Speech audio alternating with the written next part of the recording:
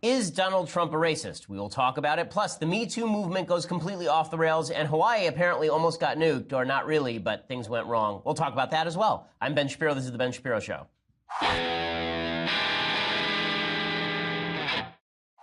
So, today is a day that America celebrates a great man's birthday. Mine. No, I'm just joking. It's Martin Luther King Day. It is also my birthday, but of course today is Martin Luther King Day, and I have some Martin Luther King Day recommendations a little bit later in the show. I also want to get to everything Trump-related, the fact that Hawaii is not under nuclear assault, as well as this crazy story that somebody put forward about Aziz Ansari, the comedian. He's really obnoxious, Aziz Ansari, but the implication that Aziz Ansari is some sort of incipient rapist and that we all have to lump him in with the rest of the Me Too movement. The Me Too movement is really going overboard at this point, something I have feared for a while. I'll talk about all of that. First, I want to say thank you to our new sponsors over at LegalZoom. So, right now, you're thinking about starting a new business, or you're thinking about having to do a will, or you're thinking about having to do an estate plan. Well, LegalZoom is for you. Plus, if you need legal advice, LegalZoom is for you. They can help make this a memorable year before all the distractions take hold. This is the year you finally get serious about launching and running your business. And the legal part of your business is a very expensive part of your business, unless you are going to my friends at LegalZoom. LegalZoom has been helping people like you take care of their dreams and responsibilities for more than 16 years. Look, I'm a lawyer. I know how much it costs for legal services. And LegalZoom is far less expensive, and it's just as good. They have all the forms that you need. They have people who are there giving advice to you when you get a subscription plan. They're not a law firm, but they have the resources to keep you on the right path, including advice from their network of independent attorneys, all at your fingertips. So whether you want to take your business to the next level or take control of your family's future with that estate plan, LegalZoom plugs right into your life so you can take care of the things that matter most. Again, as a lawyer, I've used LegalZoom myself. It's that good. Get off to a strong start. LegalZoom.com today. LegalZoom.com, and you get special savings when you enter Ben in the promo box at checkout. So use that promo code Ben. You will get some special deals, some discounts on their services. Plus, when you go to LegalZoom.com and use promo code Ben, that lets them know that we sent you as well. Again, LegalZoom, where life meets legal. And again, your business is going to cost a lot of money if you go to lawyers who charge $500 an hour. That is not the deal at LegalZoom, and it's just as good in most cases. So go to LegalZoom.com today, and again, use that special promo code Ben at checkout and get a discount as well. All righty. So over the weekend, the media have decided that President Trump's a racist. Now, that's no different from any other weekend. Every weekend, the media decide that President Trump is a racist. Now, some weekends, they have more material than others to call President Trump a racist. Now, let me start with this. I want to start by talking about what makes someone a racist. What makes someone a racist? So I think there are a few different ways to look at this. One is a person whose entire worldview is inherently racist. So this would be like the Richard Spencer group of people, people who think that black people are innately inferior, more prone to criminality, have lower IQs, but not in terms of it's not racist to suggest that black folks on average may have lower IQs because racial groups differentiate, but that is a natural thing, and that has behavioral consequences that cannot be cured by culture, right? You run into some really dicey territory there. But the idea that you believe that black people are innately inferior, they're morally inferior, they are inferior by dint of their skin color and their genetics, right? That is racist. Okay, that's what racism is. So Richard Spencer is one type of racism. Then there are people who say racist things, right? You say a racist thing. So when President Trump, for example, said that he didn't condemn the KKK and didn't know who they were, that was a racist thing in my view. I talked about it at the time. People say racist. Al Sharpton, when he says things about Jews that are racist or anti-Semitic, those are anti-Semitic things to say. When people do racist things, when people discriminate against black people in their businesses or discriminate against black people in their housing, right? These are racist things. But I think that what the media are trying to do right now is use the term racist and label people racist. So not actions, not activities. I'm always hesitant to label anyone overtly racist. Say that the person themselves is completely racist unless we are suggesting that their entire worldview is dominated by racism. Now, there are racists, obviously, whose entire worldview is not dominated by racism. But when it comes to public policy and when it comes to public figures, we have to determine what's the usefulness of saying whether somebody is a racist or not. Now, there are three reasons why you would say somebody is a racist. And I'm going to get to why I'm talking about this and all this in a second. There are three reasons why you might suggest that somebody is racist. One, it's just true. You're saying it because you apply it across the spectrum. When someone holds racist views, then you are going to call it out. Al Sharpton is a racist, and you think Donald Trump is a racist, or Al Sharpton is a racist, and Richard Spencer is a racist, and Jared Taylor is a racist. Right? You're going to try and call out racism wherever you see it, and you're going to label people racist based on their worldview. Okay, that's reason number one. Reason number two is because you're trying to use racism as a baton to wield against somebody. So this is when people suggest that everybody on the right is a racist, and that's why they can't be trusted, right? This is just a political baton that you're using to wield against somebody because racism is the most dangerous charge that you can throw against somebody in public life, right? That if you shout somebody's a racist, you never have to listen to them again. That's the idea here. Okay, and then there's reason number 3. Once you label somebody a racist, overall, once you say that Donald Trump, for example, is a racist, which is what the media have been saying over the weekend, once you say Donald Trump is racist, then what you are doing is allowing yourself the ability to avoid evaluating individual instances of racism.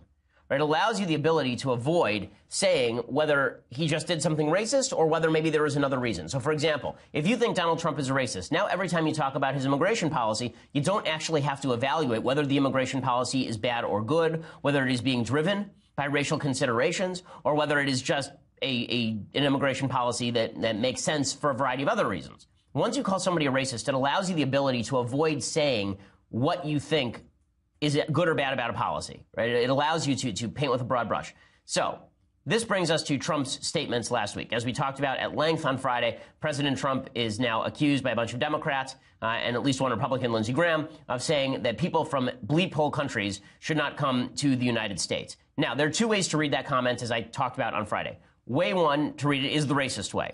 You're from Haiti, therefore you don't belong here because Haitians cannot assimilate and Haitians are stupid and bad and dirty and have AIDS, right? That's sort of the racist way of reading what Trump said, and that links in with some accusations. The AIDS comment particularly links into an accusation made about Trump in the New York Times back in June in which Trump supposedly said that all Haitians have AIDS. Okay, that was disputed by the White House. They denied that comment entirely, and you don't know what to believe because it was anonymously sourced.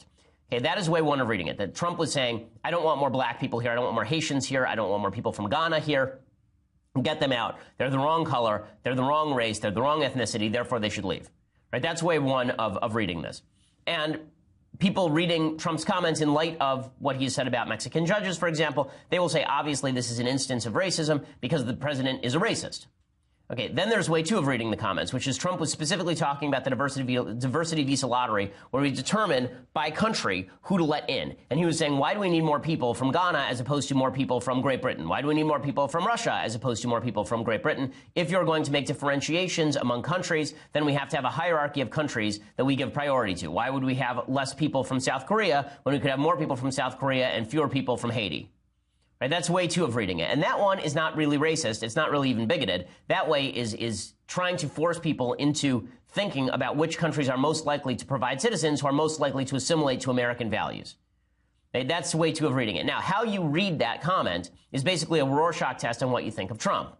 But what's happened is that the media have been so bound and determined to hit Trump with the racist charge and read his comments in light of this background that he's a racist, that this prevents them from actually having to make an argument about the diversity visa lottery or about policy. I think there's some ulterior motives going on in any case. So let's go through this. First, let's point out a bunch of Republicans denied that Trump said it. Now, Republicans denying that Trump said it have been pretty weak on this stuff.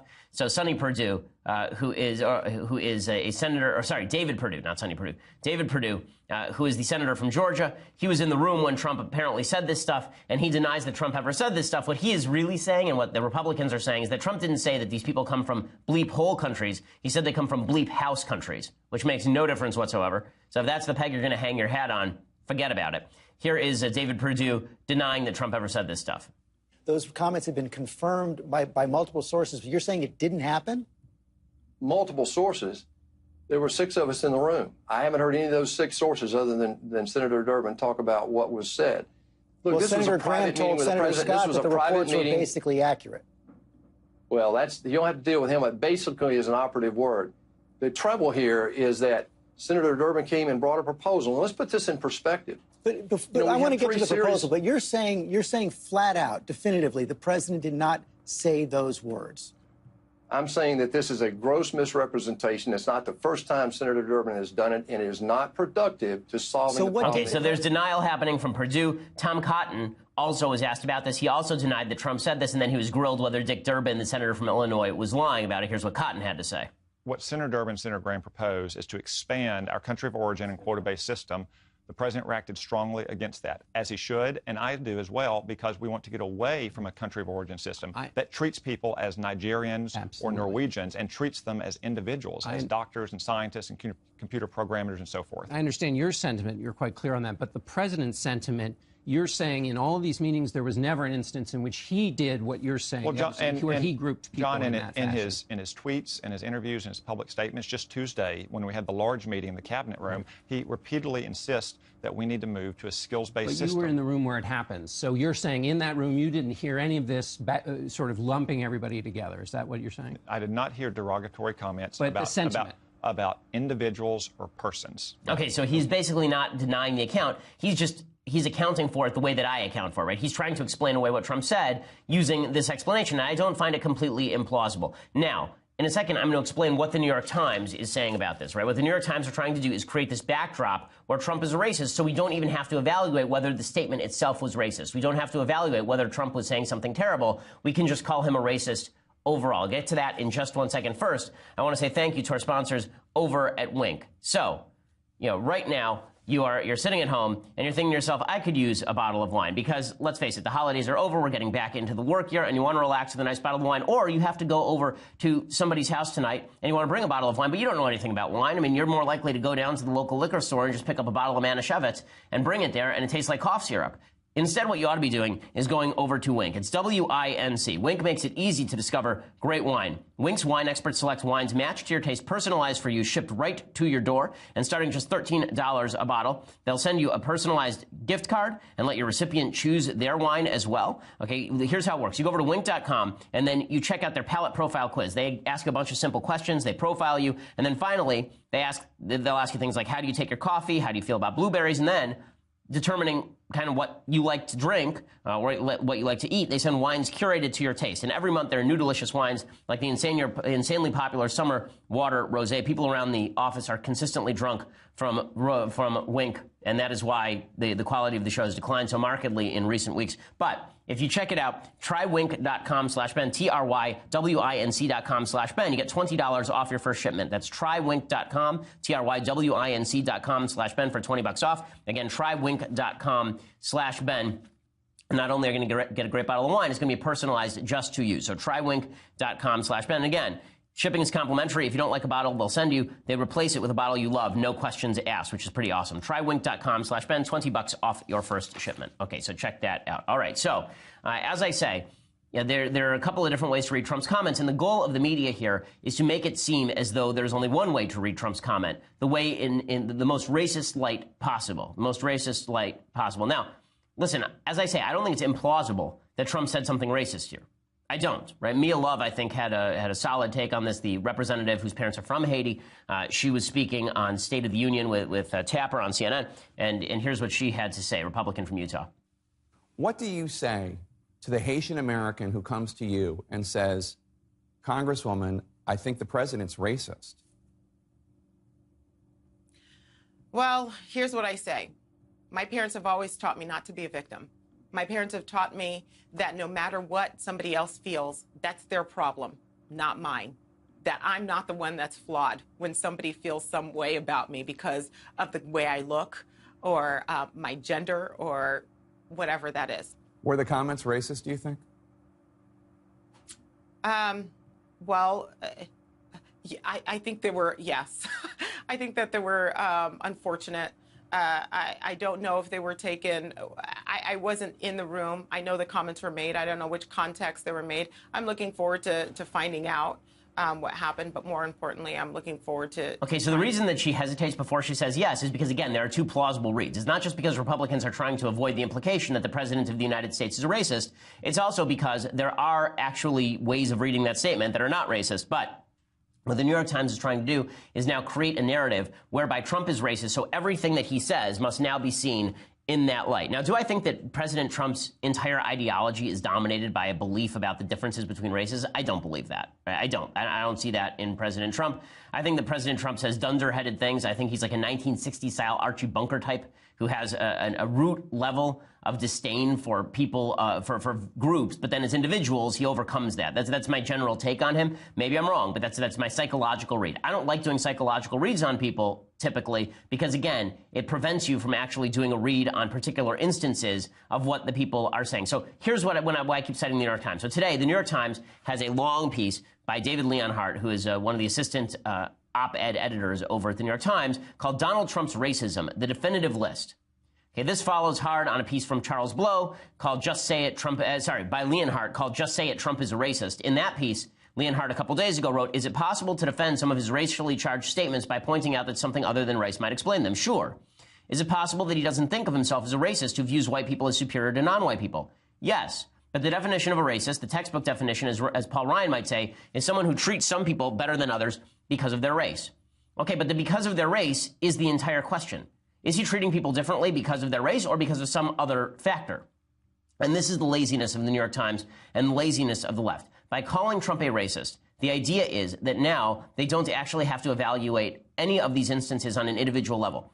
And here is the evidence. So if you actually look at the list that is put together by Leonhardt and a guy named Ian Philbrick, here's their list of Trump's definitive racism. It includes things that are obviously racist or racially tinged, right? Stating that a judge of Mexican descent would be unable to adjudicate his Trump University fraud case because of his ethnicity. And I talked about that at the time. I said it was racist. Trump refusing to condemn the KKK on live TV. I talked about that at the time. I said I thought it was racist. Trump saying there were good people marching in anti-Semitic racist torchlight parade in Charlottesville. I thought that was a problem, right? I said this at the time. But here's the problem. The list also includes a bunch of stuff that is not racist, right? It includes a bunch of stuff that at best is questionable, right? There are a bunch of statements that have been repeated by third parties, but not by Trump himself and not in public, right? There was a guy who accused Trump of saying at one point that laziness was a trait in blacks. There's that New York Times report a couple of weeks ago saying that Trump had said all Haitians have AIDS. None of these are confirmed.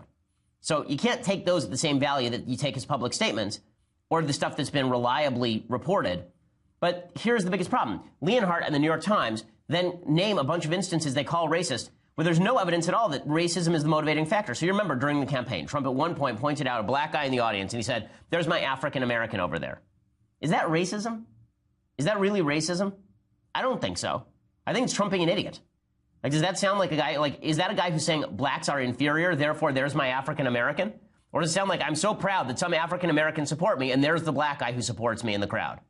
Right? So it's stupid, but it's obviously not racist. In fact, it's the opposite. It's Trump saying, I'm proud I have black support. They cite as evidence of Trump's racism, Trump calling Elizabeth Warren Pocahontas. Okay, that's not racist. Elizabeth Warren was the one who appropriated Native American heritage in order to get a job at Harvard Law School, apparently. And Trump calling her Pocahontas is a way of mocking her, not mocking Native Americans. They say that Trump's support for Roy Moore was obviously racist. Are you kidding? Are you kidding? Trump supported Roy Moore because that was the only candidate left in the race and because Trump was suckered by Steve Bannon into supporting Roy Moore. They say Trump supported Joe Arpaio, and that's because Trump is a racist. Okay, Trump pardoned Joe Arpaio not because Trump's a racist, but because Trump is hardcore on immigration, and Joe Arpaio was perceived as an immigration hawk. Maybe you make the argument it's racist, but that is dubious at best. I mean, I'm not sure how you make that argument exactly. And then they name instances where Trump was, those are the ones that are even questionable. Here are the ones where he's obviously not being racist. Right? Trump, they say that Trump complains about the growing threat of radical Islamic terrorism abroad. How in the world is that racist? First, Islam is not a religion. What the hell are they talking about? Or Trump criticizing crime rates in inner city communities. The whole point of him talking about that is to reduce the crime rates in the inner city communities. That is literally the entire point of him talking about that. But they lump that in with Trump's a racist. Trump calling Obama lazy. Okay, they're saying that's because he was racist against Obama. Or is it because Trump calls everybody lazy and he's a jerk? And is it also because Obama used to go golfing a lot? I mean, it's just silly. Then there are instances that lie somewhere in between, right? Instances where it's not clear that this is because of racism, but it's convenient for people to talk about it as though it's because of racism. So Trump's birtherism, for example, is that racism? Or is it just that Donald Trump is saying that stuff because it was politically useful for him to do so at the time? I mean, he basically admitted that he wasn't necessarily a birther. He just wanted to pander to the birthers. Is that racism? Is it quasi-racism? Not supremely clear. My point is this. Each one of these instances should be adjudicated on its own merits. But what the media are trying to do by labeling Trump a racist is avoid having to adjudicate any of these on their own merits. Now, everything Trump says is going to be painted with the brush of racism. So, as I say, to go back to my framework, there are only 3 reasons why in politics you label somebody racist. One is you actually are thoroughgoing about whom you label a racist. So, for example, I said that the Obama administration was a Jew-hating administration because of their treatment of Israel. And I have said that People on the right, like Pat Buchanan, are Jew-hating because of their treatment of Israel. Right? I'm very consistent about how I address these particular topics. The media are not. They will never call Al Sharpton a racist. In fact, they will quote Al Sharpton calling Trump a racist. Right? So the media are not consistent about this. If you're not going to use the term racism in an actual consistent way, then it looks more like you're using it as a weapon. Which is the second rationale for using the term racism, is to use it as a weapon, to shut people down, to suggest that, like, I've been called a racist 1,000 times. I'm obviously not a racist, and anyone who calls me so is a jackass. The idea that I'm a racist is absurd. I've repeatedly and forcefully spoken out about racism at every opportunity that I can find. But people call you a racist because they're attempting to shut down the debate, right? It's the best epithet you can use in American politics. And the media are doing that so they can drive Trump into the ground. Finally, there's the third rationale, and that is the rationale I'm talking about. It alleviates the media from the consequences of having to judge whether anything Trump does is specifically racist or not. And there's something else, too. If they don't have to do that, if they can label Trump a racist, and then something comes up that's at best dicey, right? The bleep hole comments being a case where it's dicey, right? I would suggest that he never should have said them because Trump's stupidity and vagueness lead to problems for him on issues like this. But there are two plausible reads of the situation. Instead of offering the two plausible reads of the situation, you see the media immediately jumping to everything he says is racist. The media is doing something else here, too, which is if you don't label it racist, the media then labels you racist. So the media will take an incident that is dicey, and then they'll say, obviously it's racist because Trump is a racist. And then if you say, well, but the situation's dicey, they say, no, you're a racist because you won't label it racist. So it's a way for them to claim that there's institutional white privilege and nationalized racism happening whenever people disagree with the media about whether a particular incident is racist. So there's an ulterior motive that is going on here from the media that I find really kind of gross with regard to calling President Trump racist. I don't think this is coming from an honest place for a lot of people in the media who have not been honest about labeling racism wherever they see it. They're fine with the Obama administration suggesting to black people that Mitt Romney is going to put them all back in chains. That was fine. But it's not fine. But everything Trump says must be taken exactly the same way. This smacks of media bias and the misuse of racism as a term of art in order to slander political opposition. So in just a second, I'm going to show you the proof of this. I'm going to show you that the use of the racism term is very often about an ulterior motive. In this particular case, it is about the situation with regard to immigration. So let's jump in there. So here is the latest. So all of this was happening in the context of a negotiation over DACA, over the Deferred Action for Childhood Arrivals program, right? All of this is happening in that context. Trump is trying to make a deal, and the deal is going to be that Trump is suggesting that he wants border security, the building of a wall, E-Verify, all of these goodies in return for allowing the Dreamers to stay, basically. That's the deal. And the Democrats are trying to sink the deal. The Democrats don't want a deal. The Democrats showed up to this meeting with Trump because they wanted to look like they want a deal. They don't actually want a deal. What they want is a clean DACA bill, which they made pretty clear during the meeting. And now they have an excuse to have a clean DACA bill because they're going to go to Trump. They're going to say, you're a racist. Any policy that you prescribe is obviously motivated by racial animus. Therefore, no. Therefore, no. And that's where they are going with this. And Rand Paul hits this pretty much on the head. He says, listen, you can't have an immigration compromise if everybody is busy calling Trump a racist.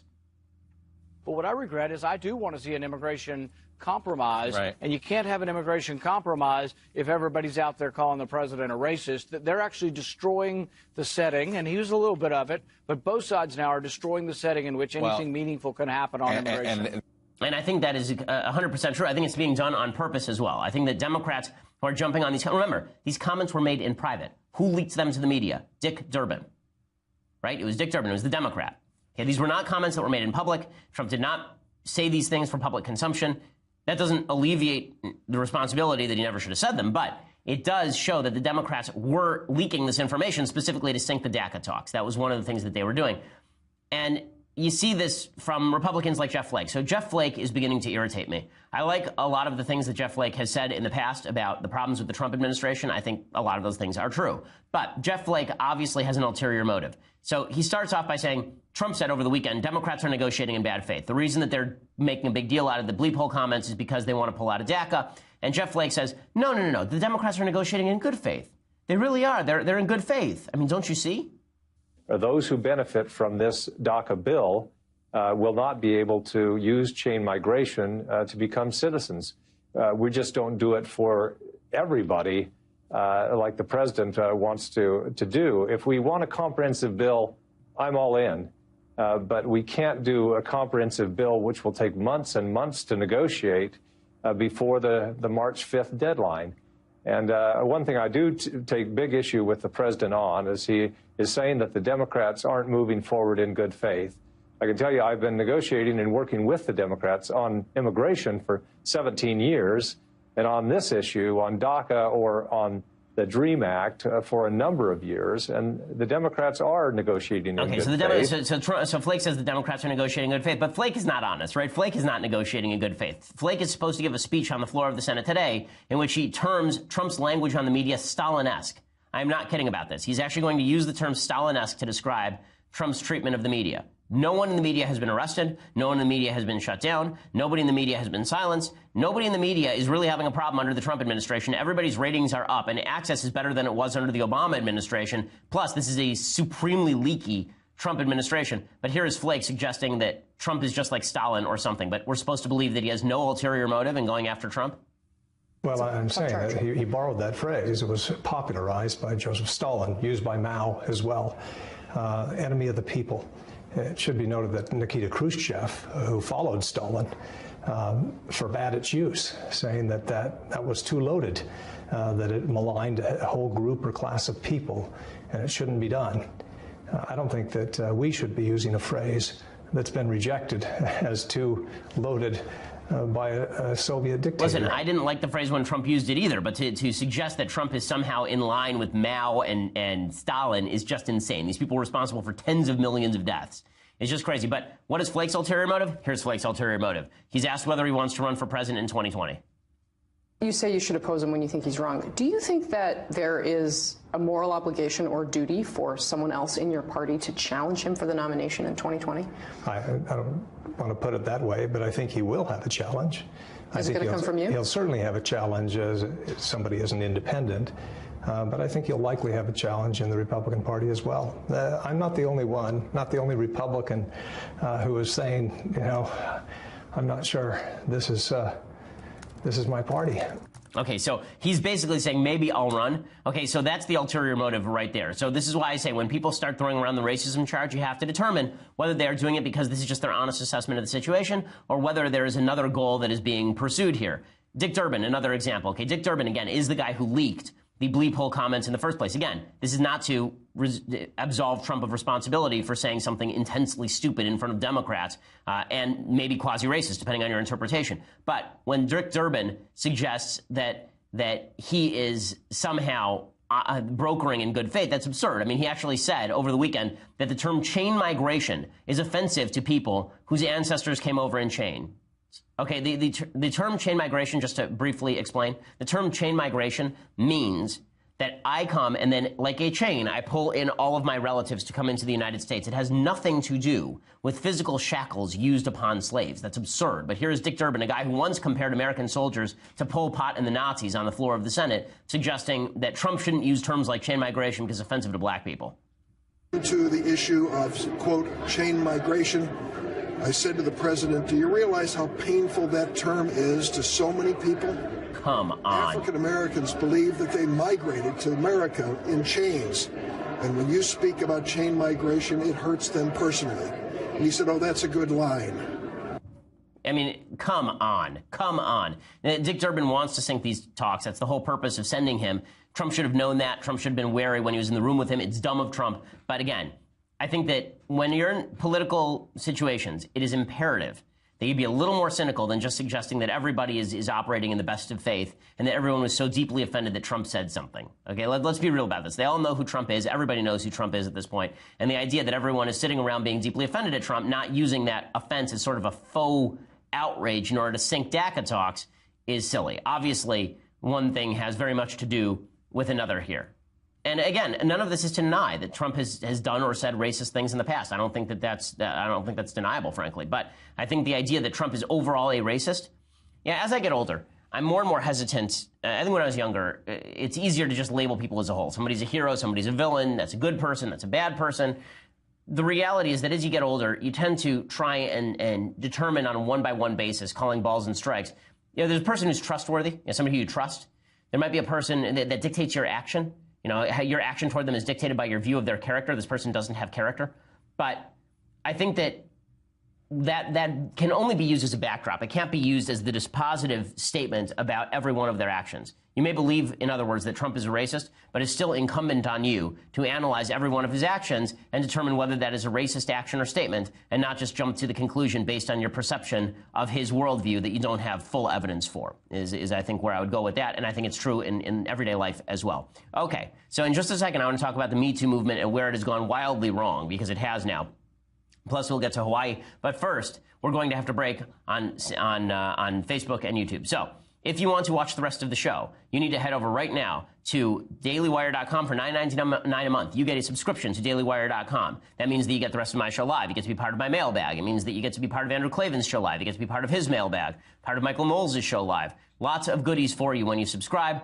Plus, we're going to have discounts at the Shapiro store and all the rest. Also, time to get those wheels turning and the keyboards humming, because tomorrow, January 16th, 5 p.m. Eastern, 2 p.m. Pacific, we're doing our 5th episode of The Conversation featuring Andrew Klavan, moderated by Elisha Krauss. Subscribe today. Be part of the conversation. Ask Drew live questions. He will answer for everyone to hear. Drew's conversation will stream live on the Daily Wire Facebook page and the Daily Wire YouTube channel. It'll be free for everyone to watch, but only subscribers can ask the questions. To ask questions as a subscriber, log into our website over at dailywire.com. Head over to the conversation page to watch the live stream. After that, just start typing into the Daily Wire chat box, and Drew will answer questions as they come in for an entire hour. Again, subscribe to get your questions answered by Andrew Klavan on Tuesday, January 16th at 5 p.m. Eastern, 2 p.m. Pacific, and join the conversation. Or later, make sure that you check us out, SoundCloud, iTunes, Google Play, Stitcher. For the annual subscription, by the way, it's $99. You get all of those aforementioned glories, plus this, the Leftist Tears hot or cold tumbler, which is filled to overflow nearly every day. So check it out over at dailywire.com. We are the largest, fastest growing conservative podcast in the nation.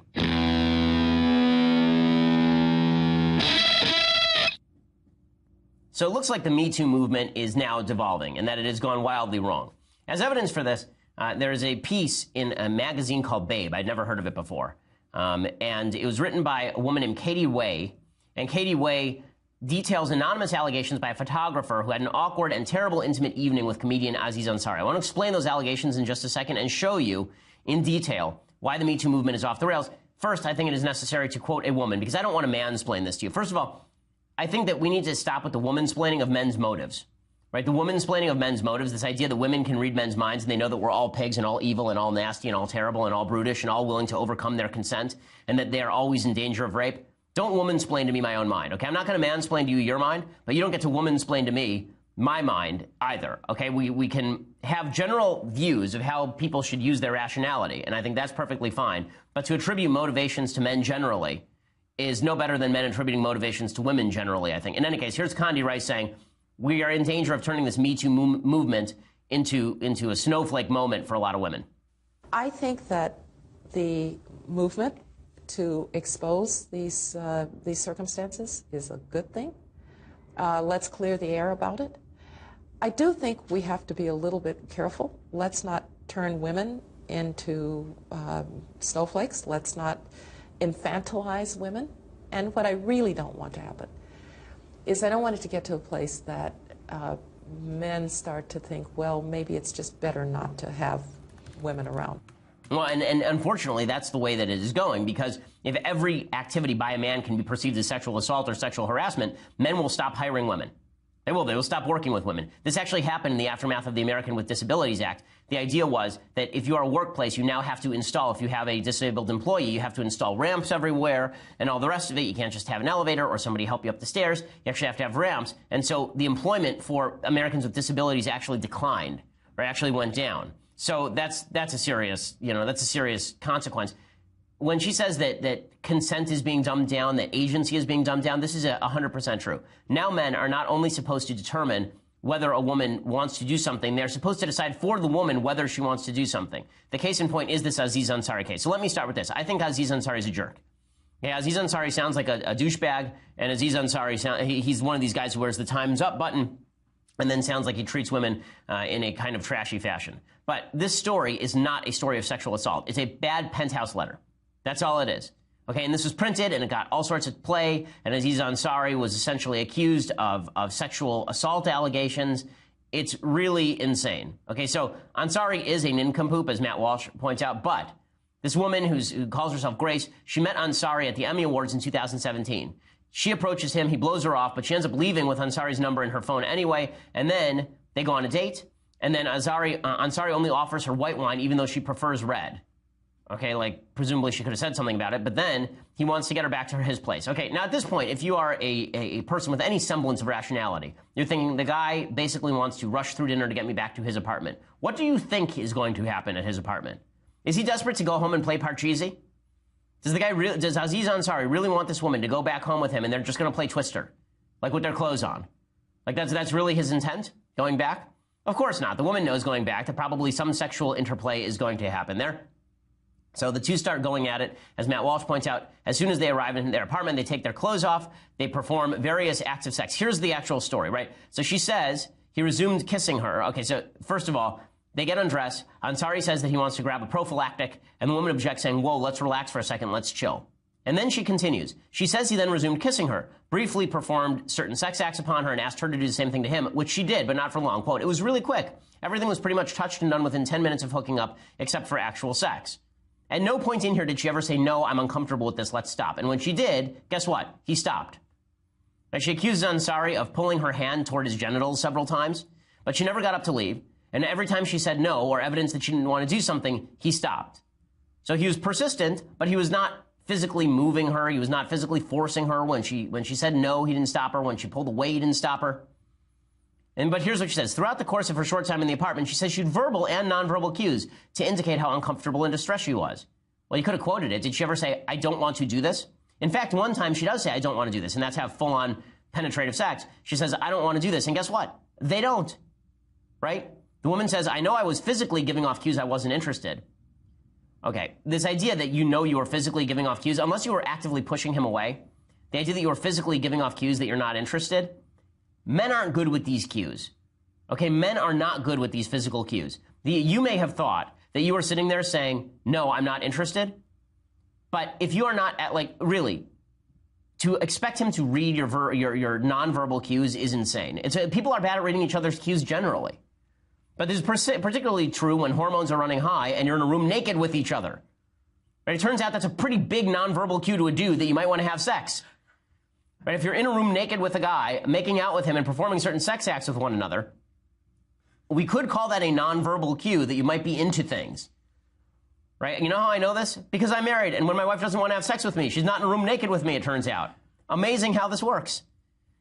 Okay, and then the cues, as I say, the cues were at best ambiguous. Right? She told Ansari she didn't want to have sex because she didn't want to feel forced. He said, okay. And then they sat on the couch, and he asked her for another sex act. And here's what it says. Ansari instructed her to turn around. He sat back and pointed to his genitals and motioned for me to perform the sex act, and I did. I think I just felt really pressured. It was literally the most unexpected thing I thought would happen at that moment because I told him I was uncomfortable. Wasn't the most unexpected thing you thought was going to happen at that moment? Like more expecting like a dragon popping through the window and blowing flame at you? Wasn't the most unexpected thing that you were in the middle of a sexual evening, and he asked you to perform a sex act that you had already performed earlier in the evening, and then you did it? Was it the most unexpected thing? Like really, was it shocking to you? You never could have imagined it. It was like Chris Farley coming back to life and busting through the apartment door. Like that would have been more unexpected, I feel like. I feel like a pizza arriving at that moment might have been more unexpected. I feel like the new episode of Game of Thrones dropping might have been more like there are a few things in life that might have been a little more unexpected than you in the middle of having a bunch of sex acts with a guy, him asking you to perform something, then you doing it. Also, which part of the nonverbal cue was it when you started actually performing the sex act? Again, the woman can feel however she wants. I'm sure she felt used. I'm sure she felt awkward because she shouldn't have been there in the first place. Okay, she can make that choice. But then she doesn't get to say the next day, by the way, he should have figured out that I felt awkward. He asked you to do something and you did it. I don't know how he's supposed to read your mind. Again, it doesn't make Aziz Ansari any less of a jerk. It doesn't mean he's not gross. It doesn't mean that you ought to feel like that you have no right to feel how you want to feel. You can feel however you want to feel. But what we are arguing about now is whether there was an objective measure by which Aziz Ansari, he disobeyed your consent. That there is some objective measure by which we could lock Aziz Ansari up or ruin his career over this. And the answer I'm finding is no. Okay, this is a bad Penthouse Diary entry. Nothing in the piece suggests Ansari took advantage of the woman. She acquiesced to performing oral sex not once but twice. No physical force was alleged at any time. Okay, and then she says, well, you know, I texted him afterward. She said, I texted him afterward. Okay, she says that, and she did. She texted him. He texted her and said, thanks, it was nice to meet you last night, which, by the way, shows there is something wildly wrong with our sexual culture. Right? You literally met, and then you had this evening, and then you text, it was nice to meet you. We've totally reversed the polarity and the order of when you're supposed to have sex in American society. The way I grew up was, you get to know a woman, you get to love a woman, you marry a woman, you commit to a woman, and then you have sex with the woman. And we have completely reversed all of those things. Right now it's, we'll have sex and maybe it was fun, maybe it wasn't, and I'll text you the next day, maybe. And then you're surprised that men aren't picking up the cues. Men are stupid, particularly with regard to sex. Men are morons. Okay, this is, I'm fully unaware as to when culture, I don't understand when culture decided that men were brilliant with regards to their penises. Like, this has never been true in the history of humanity. Like, going all the way back to Adam and Eve. Like, men are not smart with regard to this stuff. But now men are supposed to be Karnak the Magnificent. And they're supposed to be able to mind read. I mean, really, this is the end of Me Too. If you want a Me Too movement that means something, you actually have to restrict bad activity to activity that has some sort of standard. And there are people who are tweeting out, well, you know, there are various levels of consent. Right? I actually agree that there are various levels of consent, which is why committed relationships are useful and why you shouldn't have sex with men you don't know. Because when you know people, then you are more likely to take into account the various levels of consent.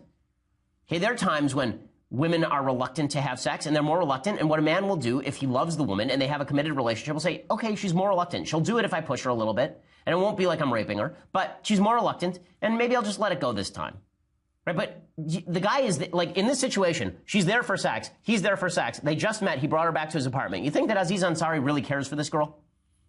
Obviously not.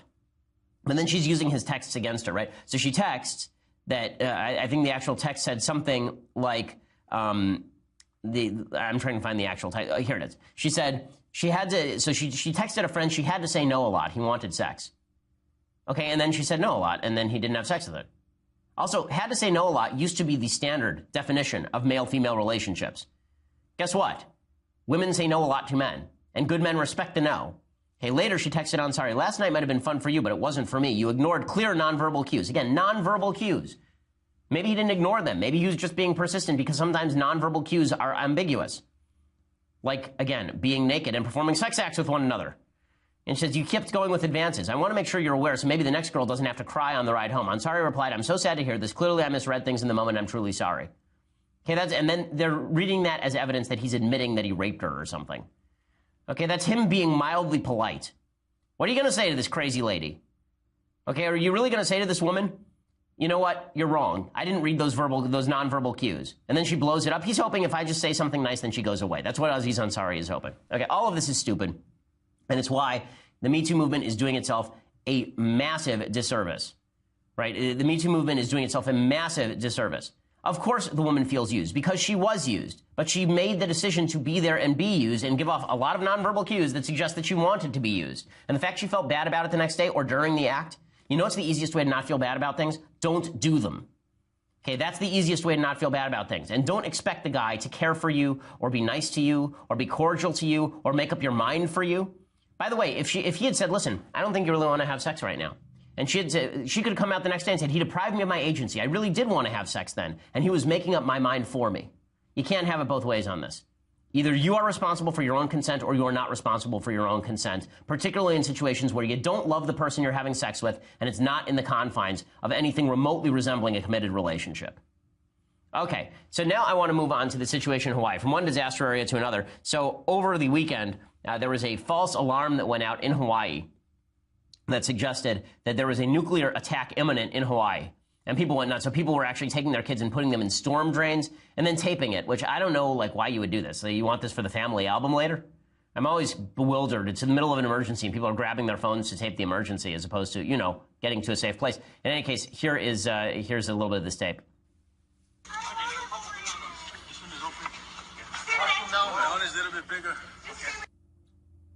Okay, so they're putting the kid in the storm drain, which is just great. And then Jim Carrey, of course, blamed Trump, which makes perfect sense because it's somehow Trump's fault that some idiot in Hawaii on the state level hit the button that said that there is a nuclear attack imminent. So he said, I woke up this morning in Hawaii with 10 minutes to live. It was a false alarm, but a real psychic warning. If we allow this one-man Gomorrah and his corrupt Republican Congress to continue alienating the world, we are all headed for suffering beyond all imagination. And then Jim Carrey tweeted out like a picture of a mushroom cloud. What now? What does Trump have to do with any of this? Like, this is a state that is run by Democrats. I'm confused. In fact, the state is so incompetent at this that the worker was not even fired. The worker was reassigned. I'm not joking. The worker is still working.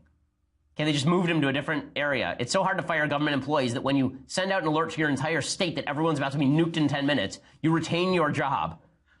Okay, the government may be too big and too bad at everything that it does. So, no, this is not Trump's fault. Okay, I know you want to blame Trump for everything, but no, this one is actually not Trump's fault, and that's really, really, really, really, really stupid. Okay, so time for some things I like and then some things that I hate, and we will do a Federalist paper. So, things I like. So today is, of course, Martin Luther King Day. His birthday is indeed more important than mine is. One of the things that's totally insane is the way people are covering Martin Luther King Day. So instead of just looking at the stuff that we actually pay tribute to, they decided to look at his entire life. There are lots of, this is what I was saying about great men, or important people, or heroes, or villains. Everybody has stuff that they've done that is not why we pay tribute to them. So Winston Churchill had some pretty nasty racial things to say during the course of his life. The reason we pay tribute to Winston Churchill is because of his strength in the face of the Nazis and in the face of the communists. Martin Luther King, we pay tribute to his strength in the face of racial discrimination. We don't care that much about his economic policy. CNN is trying to make it that we care about his economic policy. That's just silly. Okay, this is the same thing the left tries to do with George Washington, where George Washington is honored because he's the father of the country, not because he held slaves, but they say, well, it's really his slave owners, it's his status as a slave owner that matters. No. Okay, in any case, if you want, kind of the basic take on Martin Luther King Jr. and why it's good and what you should read to your kid today, there's a great book called I Am Martin Luther King Jr. It's by Brad Meltzer. It's illustrated by Christopher Eliopoulos. I believe I've recommended at least one of these books in the series before. There's one about Jackie Robinson that's quite good. There's one about Albert Einstein that's very good. I think I recommended I Am George Washington, which is also a favorite of my daughter's. And the whole point of this book is it really does tell the basic story of Martin Luther King Jr., Sans assassination. It does tell the entire kind of basic story of why he's an important figure in American history. My daughter loves this book. It's really kind of beautifully written, and it's well drawn, and it's fun to read. So check that out. That's a good way to educate your kid about Martin Luther King Jr. And Martin Luther King Jr. Day today. Okay, other things that I like. So I have to show you the final play of the Vikings-Saints game. If you didn't see this and you're not a football fan, this will make you into a football fan. So the Saints were leading 24-23, and you're about to watch the worst missed tackle in the history of the NFL right here, and it leads to the Vikings winning the game on a miracle play. The ball on the boundary. Keenum steps into it. Pass is caught. Diggs! Sideline! Touchdown! Unbelievable! Vikings win it! Okay, so that's an insane play. That guy, that missed tackle is just a career ender. I mean, if you can't see it, the fellow from the Saints, I don't know the defensive back's name, that is inexcusable. I mean, just basic missed tackle. Holy moly. How do you miss that tackle? That's insane. And then they run into each other, so it turns into a Benny Hill sequence. But great play.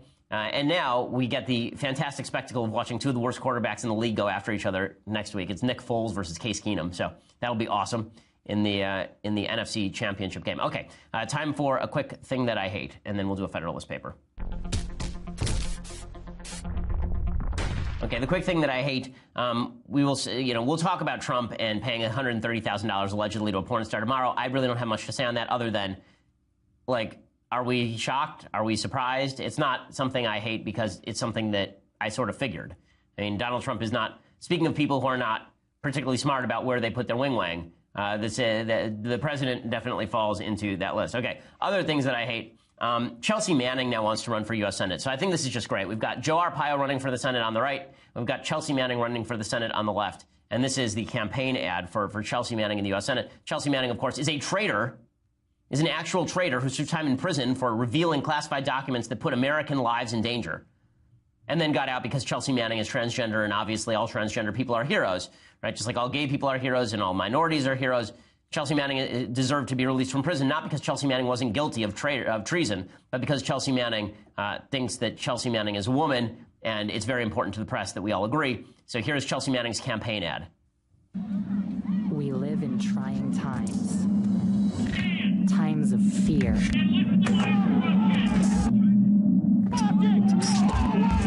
Of suppression.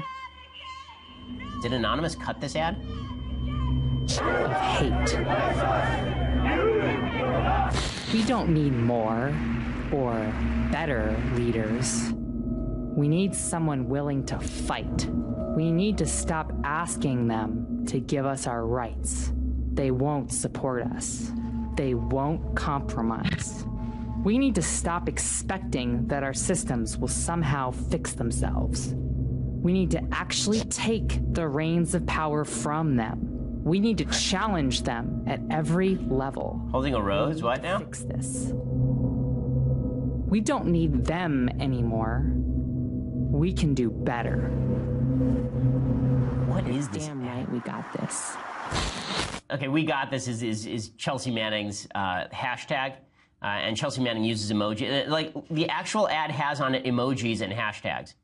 Chelsea Manning has some serious problems, okay? Chelsea Manning, and I'm not even talking about the transgenderism right now. I'm talking about the serious problems Chelsea Manning has with being a traitor and then thinking that he is going to run for U.S. Senate, hashtag we got this, rainbow flag, emoji sunglasses. If that gets in the United States Senate, if Chelsea Manning is in the United States, that person is in the United States Senate, I mean, just whatever. I guess it wouldn't, let's be frank, it wouldn't decline the quality of the Senate that much, probably. I mean, ugh. Okay, time for a quick Federalist paper. So every week we do a Federalist paper. Here's a quick summary of Federalist 11. Federalist 11 is by Alexander Hamilton. This one has to do with trade negotiation. Hamilton making the case for the Constitution of the United States and the federal government. He says other countries want to divide us on trade in order to make us less powerful. That's basically why we should have one country so that we can negotiate with other countries on an equal level. He also says we need to build a powerful navy so that we can have a chance of being a powerful nation. And then he makes a fantastic point, a really interesting one. I actually want to read it to you. It's only a couple sentences. This is from Hamilton talking about what the U.S.'s role in the world can be in overthrowing European visions of ethnocentrism. It's really fascinating. He says, and remember, Alexander Hamilton grew up outside the United States as a bastard child. He said, Europe, by her arms and by her negotiations, by force and by fraud, has in different degrees extended her dominion over them all. Africa, Asia, and America have felt successively her domination. The superiority she has long maintained has tempted her to plume herself as mistress of the world and to consider the rest of mankind as created for her benefit. Men admired as profound philosophers have in direct terms attributed to her inhabitants a physical superiority and have gravely asserted that all animals, and with them the human species, degenerate in America. That even dogs cease to bark after having breathed a while in our atmosphere. Facts have too long supported these arrogant pretensions of the Europeans. It belongs to us to vindicate the honor of the human race and to teach that assuming brother moderation. Union will enable us to do so. Disunion will add another to the victim of his triumphs. Let Americans disdain to be the instruments of European greatness. So what he's saying now is, you want to prove that America is not filled with a lesser stock? Then become a successful country. He's basically saying that Europe has essentially seen itself as the leader because it has victimized other countries. Let's become a non-victim country, and then we'll demonstrate to everyone that Americans are not a lesser stock. And it's interesting. You can apply that same logic everywhere across the world. The best revenge against racism is dominance. The best revenge against ethnocentrism is success. The best revenge against the stupidity of people saying that you can't be a good immigrant if you're from Haiti is the Haitian success rate, right? That's the best revenge. And Alexander Hamilton talks about it explicitly in Federalist 11, which is quite fascinating and I think appropriate for Martin Luther King Day. Okay, so we will be back here tomorrow with all of the latest. I'm Ben Shapiro. This is The Ben Shapiro Show. The Ben Shapiro Show is produced by Mathis Glover, executive producer Jeremy Boring, senior producer Jonathan Hay. Our technical producer is Austin Stevens, edited by Alex Zingaro. Audio is mixed by Mike Cormina. Hair and makeup is by Jesua Olvera. The Ben Shapiro